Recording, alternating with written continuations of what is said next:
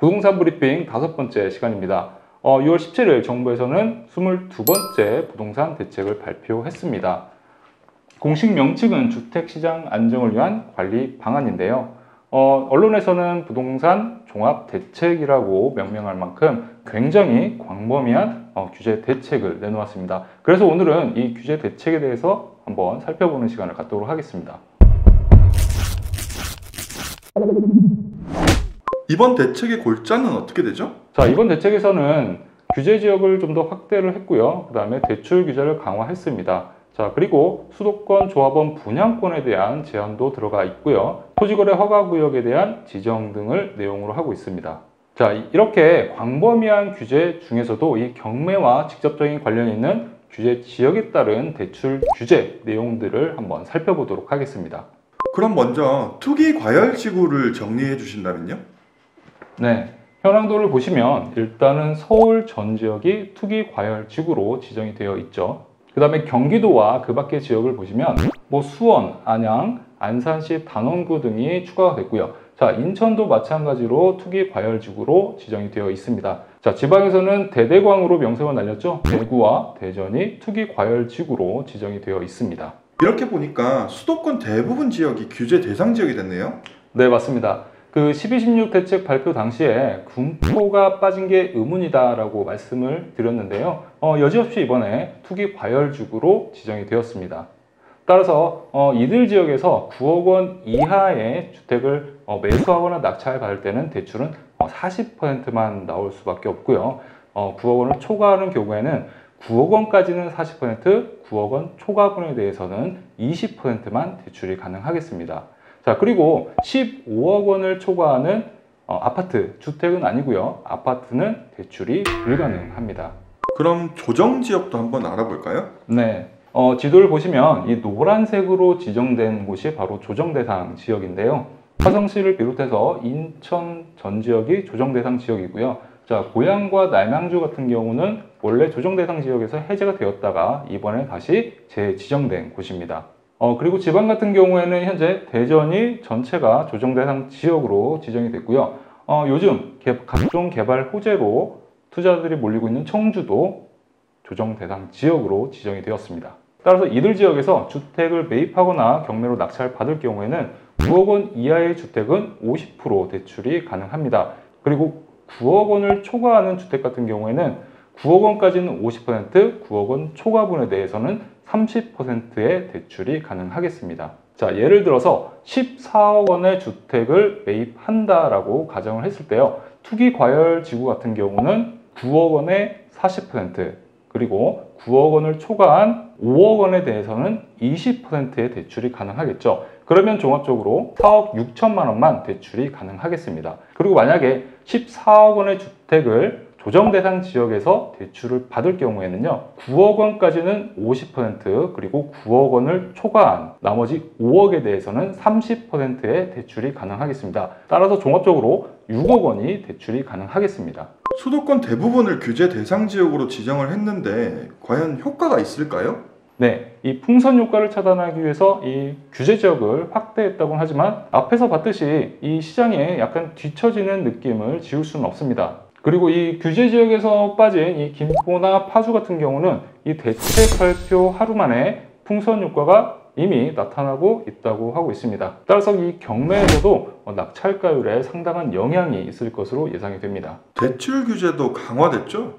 네, 이 강화된 대출 규제 정책 중에 하나를 또 보면은요, 이 무주택자가 이 규제 지역 내에서 주택을 구입하고 이 주택담보대출을 받을 때에는 주택 가격과 상관없이 6개월 내에 이 전입신고를 해야 합니다. 이 강화된 규제는 7월 1일부터 시행될 예정이라고 합니다. 만약에 전입신고를 하지 않았을 경우 어떻게 되나요? 네, 그런 경우에는 이 대출약정 위반으로 기한의 이익이 상실되고 전액을 상환해야 합니다. 그리고 향후 3년간 이 주택 관련 대출에도 제한을 받게 됩니다. 무주택자의 대출도 요건을 강화하는 것은 실수요자들한테도 조금 너무 가혹한 거 아닌가요?